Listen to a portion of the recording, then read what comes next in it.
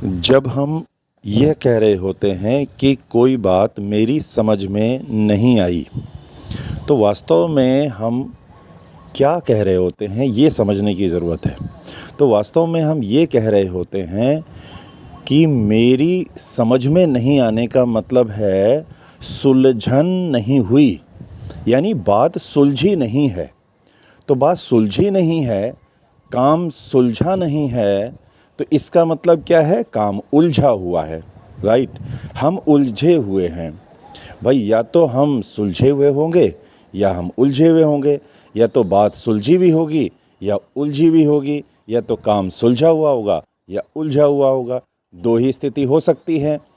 तो हम जब ये कह रहे हैं कि मेरी समझ में नहीं आया, तो हम ये कह रहे होते हैं, इसका पर्यायवाची ये है कि हमारे को ये बात उलझी हुई नज़र आ रही है, यानी हमें उलझा हुआ दिखाई दे रहा है, तभी हमें उलझन हो रही है। तो उलझना क्या चीज़ होता है, ये हमें जानने की ज़रूरत है।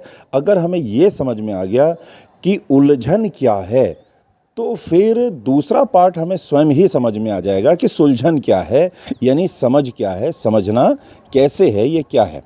तो उलझन का मतलब होता है जो वास्तविक स्थिति है उसके ठीक वो उल्टा है। उलझन, उल्टा। तो उल्टा माने क्या? तो उल्टा माने है कोई भी चीज़ जैसी है, जैसी हमें दिखनी चाहिए, जो बात वास्तव में जैसी है वैसी हमें दिखनी चाहिए, हमें सुनाई देनी चाहिए, उसका वास्तविक स्वरूप हमें दिखना चाहिए, वो नहीं दिख रहा है। क्यों नहीं दिख रहा है? क्योंकि वो ढका हुआ है। किस चीज़ से? किसी और चीज़ से ढका हुआ है। यानी वहाँ पर कितनी चीज़ें हो गई हैं, कितनी बातें हो गई हैं? कम से कम दो या दो से ज़्यादा। तो फिर हम इसे सुलझाएं कैसे? तो इसका सीधा मतलब ये है कि उन दोनों को अलग अलग कर दें।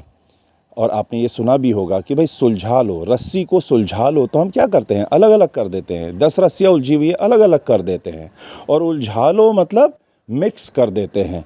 तो जब हम बातों को अलग अलग करके देखते हैं, जब हम चीज़ों को अलग अलग कर लेते हैं, जब हम कामों को अलग अलग कर लेते हैं, तो चीज़ें हमें साफ साफ दिखाई देने लग जाती हैं। उनका जो वास्तविक स्वरूप है वो हमें नज़र आने लग जाता है। तब हम ये कह सकते हैं कि अब बात सुलझ गई, अब बात उलझी भी नहीं है, अब सारे काम सुलझ गए।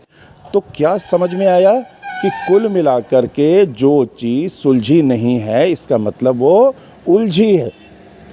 तो उलझी हुई चीज़ को देखें कि कितनी चीज़ों में उलझी हुई है, मतलब है वो मिक्स हो गई है।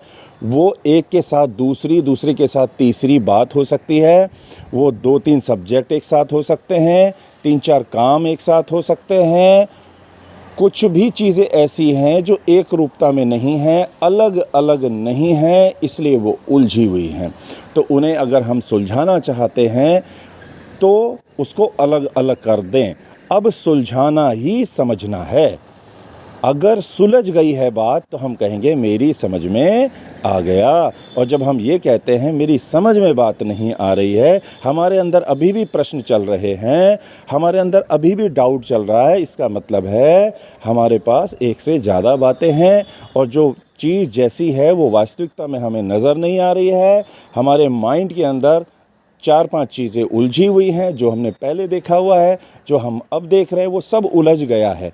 तो इसका एक सिंपल तरीका है कि चीज़ों को हम अलग अलग कर दें, बातों को अलग अलग कर दें, उसके साथ उसको ना रखें, उसके साथ उसको ना मिलाएं, तो स्थिति स्पष्ट हो सकती है और जो जैसी चीज़ है वो हमें वैसे ही स्वरूप में नज़र आने लग जाएगी। तो आज हमने सीखा कि जो भी चीज़ें उलझी हुई हैं उसी को हम कहते हैं कि ये हमारी समझ में नहीं आया। और जो चीज़ें सुलझी हुई हैं यानी हमें अलग अलग दिखाई दे रही हैं, तो हम आसानी से कह पाते हैं कि मेरी समझ में आ गया।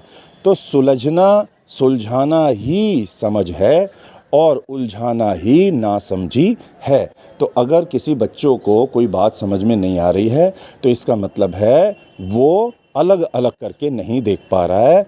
अगर कोई चीज़ हमें मिक्स कर दी गई है तो उसे हमें अलग अलग करने की ज़रूरत है। तो कुल मिला के एक बेहतरीन फार्मूला है यहाँ पर सुलझना वर्सेज उलझना, और सुलझने को ही हम बोलेंगे समझना और उलझने को बोलेंगे हम ना समझना। तो हम समझने और ना समझने को छोड़ दें, हम उलझने और सुलझने को देख लें कि अगर उलझन हो रही है इसका मतलब हमारी समझ में नहीं आया है, तो उसको क्या करें, हम अलग अलग कर लें। अलग अलग कर लिया तो उलझन समाप्त, सुलझन शुरू हो गई। और अगर हम उसे मिक्स कर देते हैं, एक साथ चीज़ों को देखते हैं, तो फिर वो उलझन शुरू हो गई। तो हमें उलझन से सुलझन की ओर जाना है, तो चीज़ों को हम अलग अलग करके देखें, उसको अलग अलग तोलें।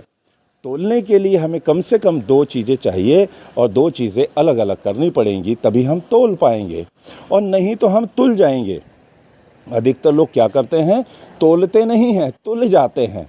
तुल जाते हैं मतलब क्या, कि उनके पास एक बात होती है, उसी को पकड़े रहते हैं कि ऐसा ही है। अब ऐसा ही है तो फिर तो वो सुलझन होनी चाहिए, लेकिन वो सुलझन नहीं है, फिर भी उलझे हुए हैं। इसका ये मतलब है कि जो उन्होंने बात को पकड़ा हुआ है, जो उनके पास ज्ञान है, वो वास्तविकता में सच नहीं है, वो उनकी सोच है। तो सोच को सच में कैसे बदलेंगे, कि हमें जो दूसरा पलड़ा है उसमें भी चीज़ों को देखना की आदत डालनी होगी। हमें दोनों बातें अलग अलग करके सुननी होंगी, देखनी होंगी, तो उसे बोलेंगे तोलना। जैसे महाभारत में भगवान कृष्ण क्या कर रहे हैं, जब युद्ध हो रहा है, युद्ध से पहले वो दोनों पलड़े यानी कौरव पक्ष और पांडव पक्ष दोनों के बीच में रथ को खड़ा कर दे रहे हैं, और अर्जुन से बोल रहे हैं ये 2 पक्ष हैं, एक तुम्हारा पक्ष है, एक विपरीत पक्ष है, और तुम अब उलझ गए हो कि सही क्या है और गलत क्या है, तुम्हें अब कुछ समझ में नहीं आ रहा है, तुम्हें उलझन हो रही है, तो तुम इन दोनों को देखो, इन दोनों को तोलो, और आप एक एक चीज़ करके तोलो, तो आपको ये समझ में आ जाएगा क्या सही है और क्या गलत है, और आप सही निर्णय ले पाओगे। बस ये जो सीन है महाभारत का, और आपने देखा होगा जितनी भी महाभारत की पुस्तकें हैं, गीता ज्ञान की पुस्तकें हैं, उसमें यही सीन दिखाया गया है, युद्ध का सीन दिखाया गया है। वो युद्ध का सीन इसलिए दिखाया गया है कि यह युद्ध हमारे अंदर, हमारे मन में निरंतर चलता रहता है किसी न किसी बात को लेकर, और हम उलझ जाते हैं। तो उस सीन को याद रखना है, उस पिक्चर को याद रखना है कि एक तरफ कौरव, एक तरफ पांडव, एक तरफ सही, एक तरफ गलत, एक तरफ धर्म, एक तरफ अधर्म, एक तरफ सच और एक तरफ सोच। तो आपको हर मामले में, हर बात में, हर काम में ये 2 पक्ष अलग अलग करके देखने होंगे, और अपने आप को निष्पक्ष बनाना होगा। जिसके पास दोनों पक्ष हैं वो निष्पक्ष है, और जिसके पास एक ही पक्ष है वो तो पक्षधर हुआ।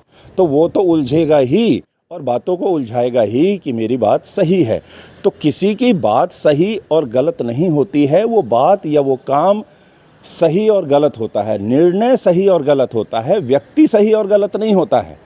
तो व्यक्ति को छोड़ दें, उस बात को, उस काम को, उस निर्णय को देखें सही है या गलत, और उसको देखने का तरीका क्या है कि दोनों चीज़ों को तोलें। आप तराजू की तरह उन बातों को पकड़ें दोनों को, और दोनों को तोल कर देखें क्या सही है क्या गलत है। जब आप दोनों को अलग अलग कर लेंगे तो आपको साफ साफ दिखाई देने लग जाएगा, और आपको निर्णय लेना आसान हो जाएगा।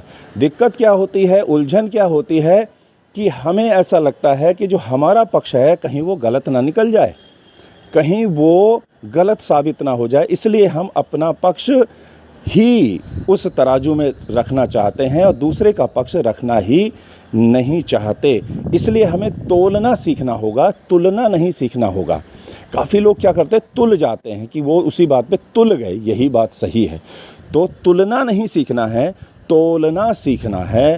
अर्जुन जिस तरह से बीच में उनको तोलना सिखाया जा रहा है ना कृष्ण जी के द्वारा, तो आप भी तोलना सीखिए, दोनों पक्ष को देखना सीखिए तसल्ली से। उसके बाद स्वतः अपने आप, चूँकि दोनों चीज़ें अलग अलग हो गई है तो सुलझ गई है, अपने आप आपको समझ में आएगा, किसी से पूछने की आवश्यकता नहीं, कुछ भी आपको करने की ज़रूरत नहीं, बस 2 चीज़ों को अलग अलग करना सीख लीजिए। और जैसे ही 2 को अलग अलग करेंगे आपको सही अपने आप दिखने लग जाएगा, गलत अपने आप दिखने लग जाएगा, और आपका निर्णय निश्चित रूप से सही की ओर ही होगा, क्योंकि आप हो जाएंगे निष्पक्षधर। फिर आप पक्षधर नहीं हुए और आपको सही बात का, सही काम का पता चल जाएगा, आप सही निर्णय ले पाएंगे और आपका जीवन निष्पक्ष हो जाएगा और शानदार हो जाएगा।